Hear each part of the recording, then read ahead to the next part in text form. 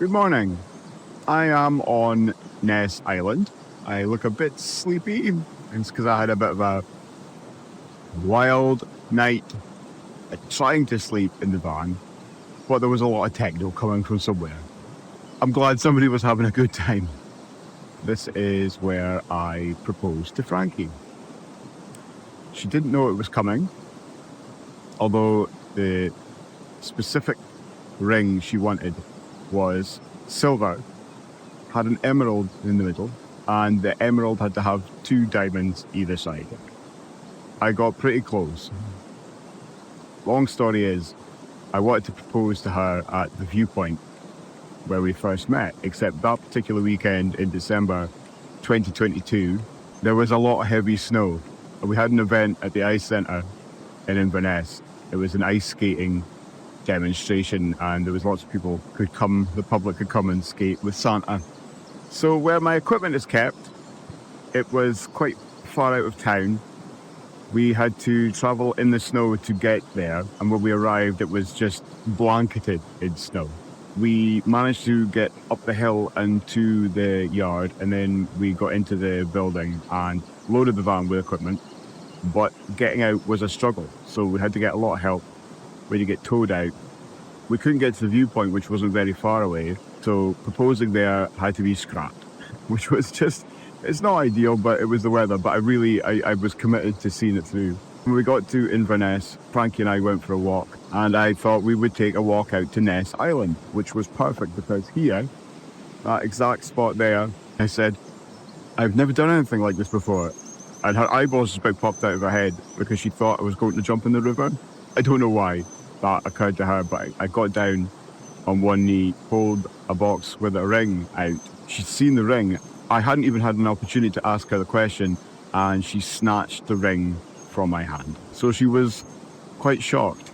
So we walked around Ness Island until she could calm her nerves. We decided to come back here and we took some photos. And a lot of those photos still exist on Facebook and Instagram. Cherished memories for me, I suppose. But I've been here the last few days and I've come to the island a few times. And it's kind of got me in the feels a bit. Happy memories, but they're so bittersweet. An echo of that day here, and it's ringing around my head and I can't let it go. It's been 4.5 months since the breakup, and she's still very present in my mind. But yeah, this is the spot. I came here this morning to fly a drone over the river and get some shots and stuff for a promotional video. I'm here in my van and I'm on a job this weekend. I work in the field of sound and lightings. We will be running a boxing event and making sure that everything goes smoothly for the client. So this is the 5th event that we've done in about 4 years. It's quite sad to be here without Frankie. This is the one event that we always did together, just the 2 of us. This place kind of holds a lot of special memories for me. The manager of the venue, Gordon, I walked into the office a couple of days ago. He said, "Where's Frankie?" I knew the question was coming. I knew it's been coming for months and I was kind of dreading it. I knew I'd have to keep explaining it. I said, Frankie broke up with me the day after Boxing Day. It was not a pleasant breakup, but it was one that took me by surprise, caught me off guard completely. And Gordon stood there, he said, "Oh no, I can see a tear in your eye." I think he could tell from my look that I was very sad. As Gordon does, he went in for the hug. And I'd seen Karen that works here, and she said to me, "No Frankie this year?" And I had to explain the situation to her as well. And then there was Liam. I'm 4.5 months in, and I'm still having to explain stuff to people. And I guess it's just because I don't see them frequently enough. But Inverness holds a special place in my heart because we had a lot of adventures here, a lot of meals, a lot of nights where we kind of went for walks and things. It's where I proposed to Frankie, just 5-minute walk that way. I think I'm going to have to do a separate video about the business, how Frankie fit into that picture. She did an awful lot for me. She learned very fast. But as time went by, I became over-reliant on Frankie for her help, and I should have kind of looked elsewhere. And now I'm in a position where I've had to do so. It's having to train people from scratch. It takes time. It's not about knowing how to do the job properly. They constantly do things like put stuff in the wrong place and they get lost. So stupid things that can be avoided are happening constantly. But one of the great things was not just the hotels and things we stayed in, we also spent an awful lot of time sleeping in the back of vans. We had a funny experience. It was the May Day weekend and I couldn't find anywhere in Inverness. So I booked a hotel in Nairn, and when we returned, they weren't open. I went to Asda with Frankie and we bought a load of duvets. We slept the night by the riverside in the back of the van. And we were very warm actually. It wasn't the comfiest, but it was probably better than sleeping on the hard floor or trying to sleep in the cab. It's strange doing events without Frankie anyway, but this one's been difficult because she knew exactly what she was doing. She laid out everything that was needed. She anticipated what was coming next. She was just excellent. I know the events overwhelmed her, especially when it got socially busy. I can't fault everything she did for me, and I will always be grateful for that. Always. So what I want to do next is talk about the year 2021. We were still in the pandemic at that point. I think it had gone on far longer than anyone had anticipated, and things were good and we were quite stable and nothing had really changed. We'd found some hobbies. Frankie was doing a lot of cross-stitch at that time. I had begun collecting CDs from eBay, something to kind of fill the time. So that's what I'm going to talk about next. In the meantime, I have my yummy breakfast, which I'm going to have to... Oh my goodness. Well, they really meant it. That's a big sandwich. I am then going to go to the pool, have a bit of a swim, get a shower, get clean, before I have to dive in head first and make this event happen. So here we are in the Inverness Ice Centre. And this is Mission Control. We've been doing these events here for a couple of years now. We've kind of made a bit of a name for ourselves up this neck of the woods and in the kind of wider boxing community. So we're doing 3 or 4 of these a year at the moment. I made a bit of a boo-boo this time because the truss should be 4 meters high, but the spec we put in for this one was 4.5 meters high. We put in the wrong spec for this venue. So we kind of had to shimmy on and brute force this leg in. This was a lot of fun, actually. We had to physically lift it, 3 of us, and get the last bit of truss leg underneath, which was ridiculous. So I sat down and thought about it. 2021 was a very busy year. An awful lot happened. Just so much we squeezed in for a year that was still kind of dominated by the pandemic. I do remember in January, Frankie's brother came up. He's a great guy. He's autistic too.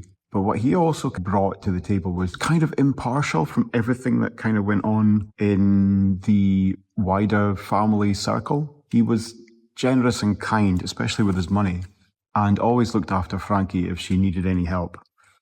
He was definitely a safety net for her, and I think she was so grateful for everything he ever did. I think the main thing that ruled his world was his interest in games. He certainly hadn't settled into a job by that point. I think that was definitely on the horizon for him. I think he needed something to kind of channel his energy into. But he loved his sister, Frankie. She liked to cook and he liked to eat.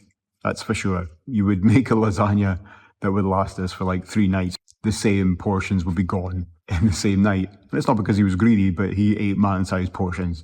He's a growing lad. And one thing we did a lot of when he was round was play a lot of board games. It wasn't just board games in the conventional sense. It was the fact that he would investigate like new rules to games, particularly Monopoly. So there's all kind of quirks, you had to do something within a certain set time frame. So, you get 20 seconds to carry out whatever it was you had to do. I think it was like speed Monopoly, basically. If your mind's wandering somewhere else, it was no use. I wasn't paying attention. Her brother would take complete advantage of that all the time. And, it was lighthearted fun and I wasn't particularly invested. Those two, when they get together, all of them, actually all of the siblings are very, very competitive when it comes to games. But Frankie's brother was such a sweet soul. He always used to refer to me as my guy. All right, my guy. How you doing, my guy?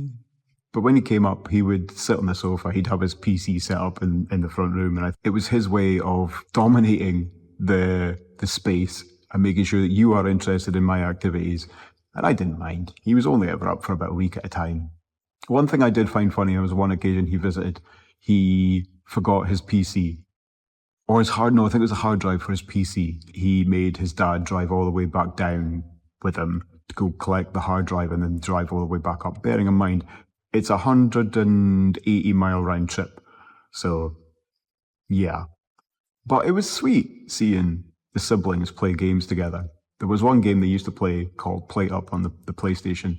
It made me laugh because chores would be secondary, so things like the dishwasher or clothes or anything like just cleaning the kitchen would be put to one side. Meanwhile, they are virtually doing exactly the same thing, cooking, cleaning, prepping, you name it. That always kind of amused me. But Frankie loved her brother, and I don't think that'll ever change. He's the one, he's kind of calm, relaxing, and always kind of put her in a place where she didn't feel like she had to try too hard. I think with the other two sisters, she was always constantly trying to work them out. But most of our weekend routines, I think that's when we kind of got into the flow at the start of 2021. We would have a cup of tea, we would probably have some toast or a bagel and bacon, or, you know, sometimes Frankie would be in the mood and she'd make a mean fry-up. She could really cook, that girl. And then in the morning we'd go through to Bucky and we would go to Lidl and do our little shop of the day. That was part of the routine that helped Frankie a lot. And then in the afternoon she would go off and see her friend and they would spend the rest of the afternoon together. The evenings were our time and we would usually have something to eat and we might watch a movie or something on Netflix, or there was an awful lot of Family Guy being watched around that time. And Sundays were really quite chilled out. I think we'd spend a lot of time in bed. We had Jasper at that time. He was a ginger cat and he was a lovely, lovely sweet boy. He was about 16 around 2021. He was still kind of playful. He would still chase after things. I've still got videos on my phone that I found of him munching on food and rubbing his chin on brushes that we'd stuck to the table. There was a little kind of weeble thing and you knock it over and the treats would fall out and gobble them up all in one go. That was kind of funny to watch. And Jasper was definitely a lap cat. He spent an awful lot of time planted in Frankie's lap. He loved her so much and she loved him in equal amounts. The two of them, you know, the second she sat down, he was kind of up in her space. I don't think it really dawned on me how much she needed him. The one thing that frustrated Frankie was during the summer she'd put out food. Her brother would see there was flies swarming over it and then he'd just take the bowl and dump it in the bin. And I remember she said, when you start paying for it, you can throw it in the bin. There was also Blue, the budgie. He was such a sweet lad. He had a mirror. I'd come up to the cage and when I went up close, I'd run my fingers up and down. He'd flick the mirror with his head and get out of the way. And then he'd come up close and he'd chirp away. Such a lovely boy. But I do remember there was one morning in February, Frankie and I had gone to bed and she'd put the blanket over his cage.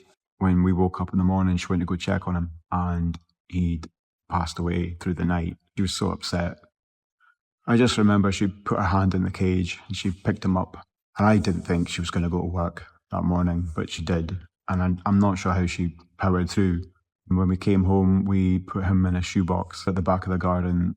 We put him in the ground and there was a plastic ornamental duck that was sat on his space.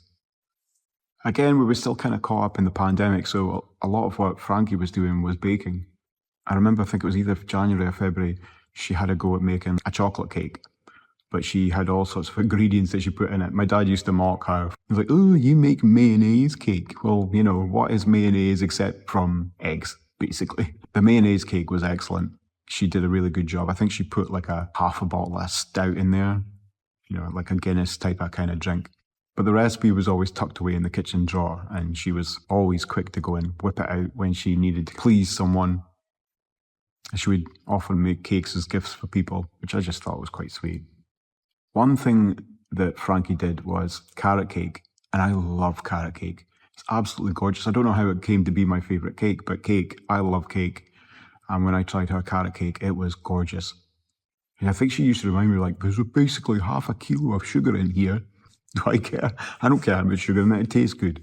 It probably didn't help my waistline very much. The amount of snacks we powered through at bedtimes, I don't think it made any difference. It was either going to be that, or it was going to be biscuits or muffins or Tunnocks tea cakes, that kind of thing. We ate a lot of crap at bedtime. And bedtime through the week, we managed to get through the entirety of Family Guy in about 9 months. I think we watched 2 or 3 episodes a night sometimes, if we had the time. There wasn't much else going on, really.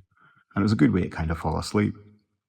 It was also at that time my sister was staying in Forfar, so she wasn't that far away from Frankie's family either, which was a bit of a strange thing. I just thought it was a complete coincidence.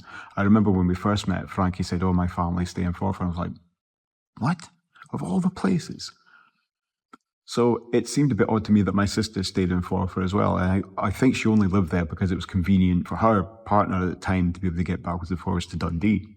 But when the relationship turned sour, it wasn't a pretty ending. It was quite horrible. She'd moved up here and she took her 2 boys with her. So they moved in a place out by the sticks just outside Banff. And I remember Frankie said to me, he's like, "I know this place. I used to come down here when I was a kid." Frankie and I helped my sister move in.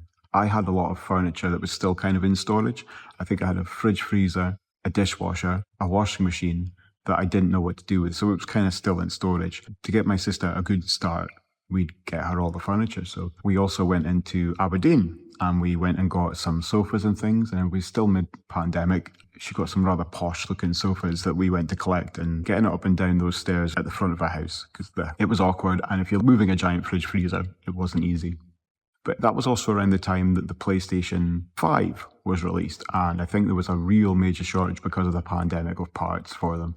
They were not easy to come by. Both my nephews were desperate to get a PS5, and I think my sister was one of those scalpers who was buying up PS5s and Xboxes everywhere, then selling them on for a profit. She was one of those people everybody loathed, and she was making an absolute fortune at it, which blew my mind.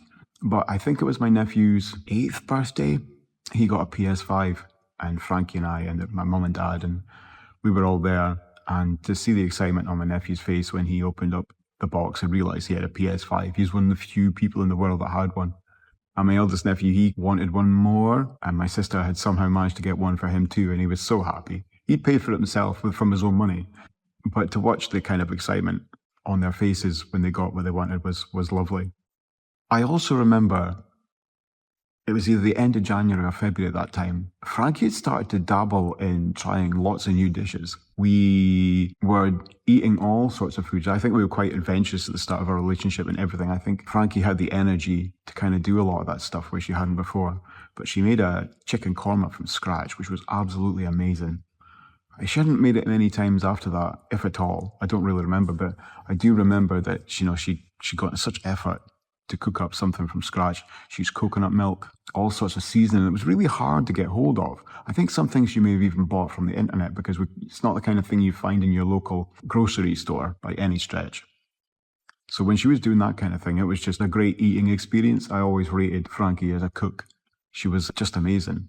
I think at that point, the idea of being someone who worked in a kitchen really appealed to her, more so than working in a factory ever would. And I think it was also around that time, my sister had bought my nephew a Lego Lamborghini. I think there was about 4,000 pieces. And I think being 8 years old, it was well beyond his ability. So I spent a lot of weekends sitting, putting it together.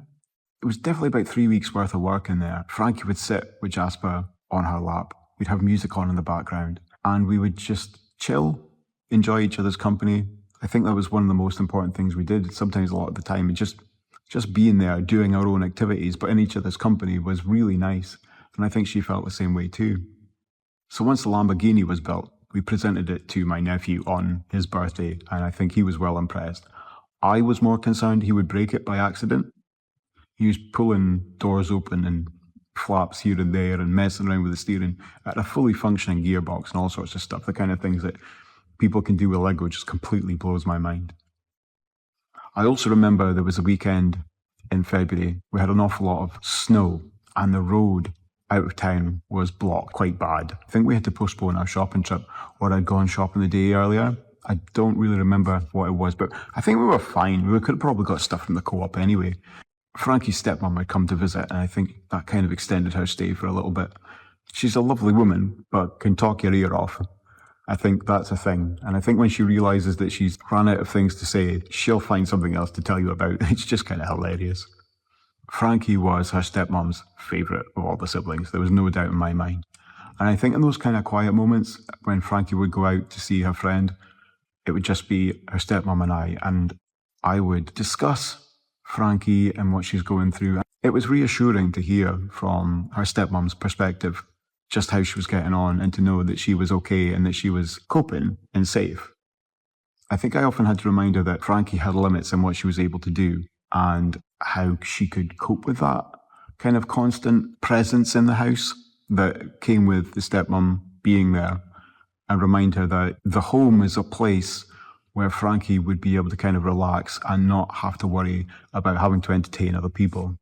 I think she took it on board to a point until she forgot about it, which was just her. But I do remember with all that snow, we actually went out to Ben Egan, which is a tall hill in Murray, and it has a transmitter tower on the top. Pulled up in the car park and the two of us went for a long walk in the snow up to the top. When we got there, we just stood in like that much deep of snow and ate sandwiches, which seemed ridiculous. It was absolutely blowing a hoolie up there. It was just so wild. And then we came back down the hill. It was just normal again. I have a photo that I shot. It's like 5 separate photos of Frankie doing different poses and jumping in the air and smiling. And I pulled it all together in Photoshop as like a single composite. So that's the 5 of them together. She had like a furry kind of hood on her jacket. And that was really difficult to Photoshop out. And I do recall Frankie had pointed out to me, he's like, oh, you can see it. It looks fake. I was like, well, I'm trying my best. I do remember when springtime had came, I took a booking for an event for the first time in a long time. It was my first event in almost a year and a half. It was a Christian music festival, a spiritual thing. Now, I'm not Christian by any persuasion, and neither is Frankie, but the organizer is a good friend of mine, and we have worked together on so many different projects over the years. He contacted me and says, look, I want to do a scaled down version of the event. Could you put in a sound system and some lighting for it? It's going to be outdoors. It's usually in a marquee, but this time, because of the COVID restrictions, it may be easier to get a license for the event if we do it outside. So I said yes. The problem was I was not ready because I had an awful lot of jobs that needed to be done to get the equipment to a point where it had to work. Now, I remember explaining to Frankie when we first met that I would put on events and things and live activities. And I think Frankie didn't have an appreciation for what exactly it was. But I think when she'd seen all my equipment, I think she started to realize just how much effort I put into things. So over a lot of April, May, June, Frankie would come with me. She'd had my old DC Shoe Company hoodie. It was slathered in black paint. And funnily enough, she kept wearing it years on. I think she'd left the house with it a couple of times last year in 2025 with it clattered in black paint. She painted the speaker grills. She did an awful lot of stippling and cleaning them up. She painted tables. She helped me get the line array system into good condition. That was a huge job to kind of get it back in working order again. I remember taking a photo of like this great big speaker stacks, and Frankie stood in front of them and we sent it to her dad. I think she was very eager to impress her dad. Oh, my dad would love this. He'd think it's amazing, because he had quite a big speaker setup for his home theatre system, I suppose. He had this oversized, great big bass speaker that he gave to us because he was upsetting his neighbours with it. And when I did get it up and working, I remember that the entire building was rattling. There would be like some sub bass would come through in the sofa where you could feel the sofa moving. Those repairs and kind of general maintenance, that went on for quite a while through the summer. The event was, I think, at the end of July. So we just kept chipping away, things done one weekend at a time whilst we worked the day job. And it was good time together, I think. Now, at the start of June, it was also my 42nd birthday. So we invited a lot of my family around for a Chinese. I put out a party invitation and we called it the Meaning of Life birthday because it was 42. I think you'll understand the reference, pretty obvious if you know your sci-fi. And I recall Frankie had made me a carrot cake for my birthday and I was delighted. It didn't matter how much Chinese I'd stuffed myself with, I was going to have a slice of this carrot cake. It was so moist and sweet in the middle.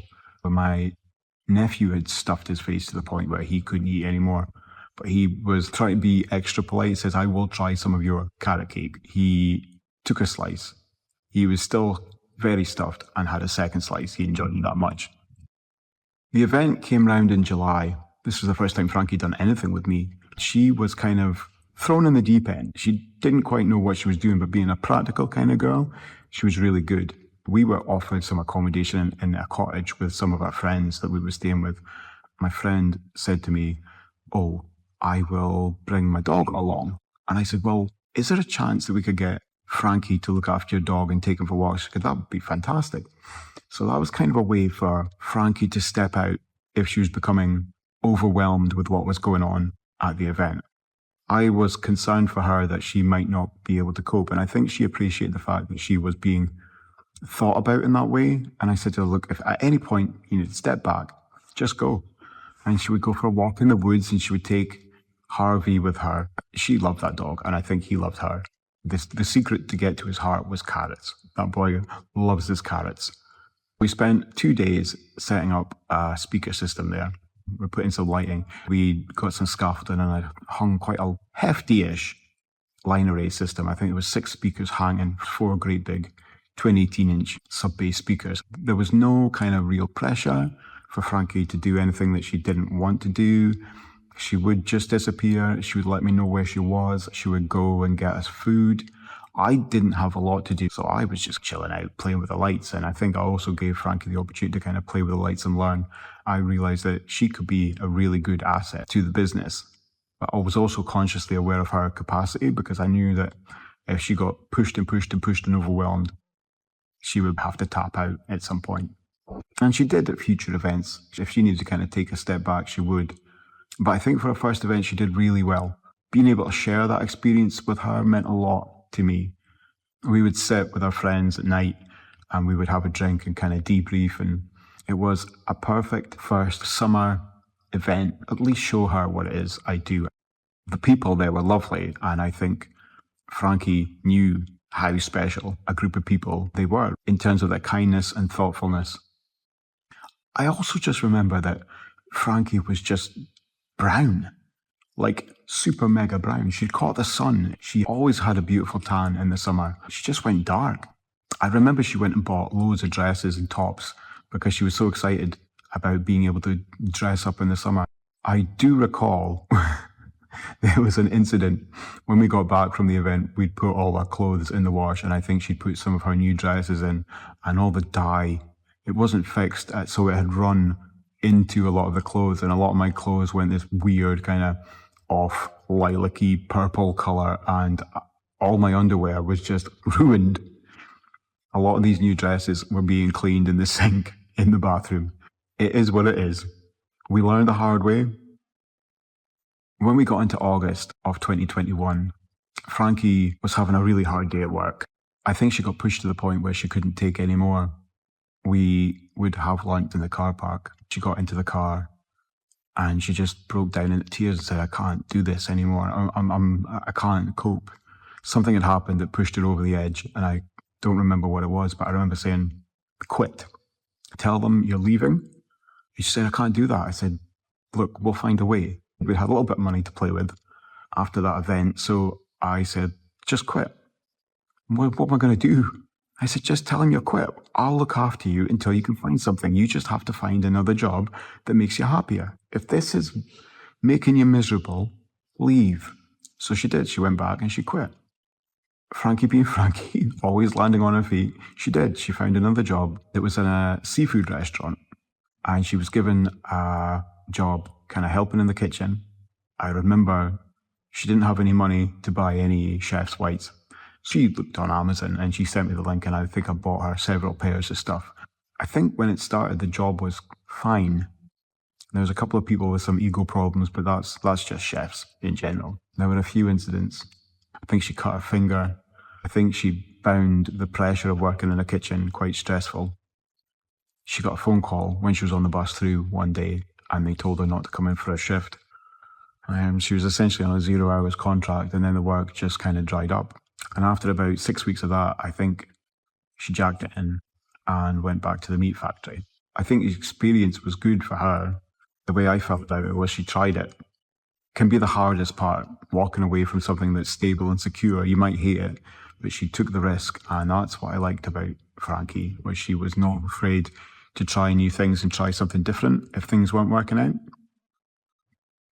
I think it's that point when she went down to 3 days a week in the meat factory. And that's when things just kind of really settled. It was 3 days on, 4 days off, and that gave her time to relax and chill and get back into her kind of routine. She just came back to life. We're kind of halfway through 2021. I'll get to the second half later. I have some things I need to do, but I'll cover the rest of 2021 later. It's been nice talking about Frankie. She's always in the back of my mind somewhere, like knock, knock, knocking. I miss her company every day. Just talk to her. I miss that. I miss just being able to say what's on my mind or tell her what's happened in my day. And it's not a thing anymore. And this experience here this weekend is just a little bit emptier without her. So I miss you.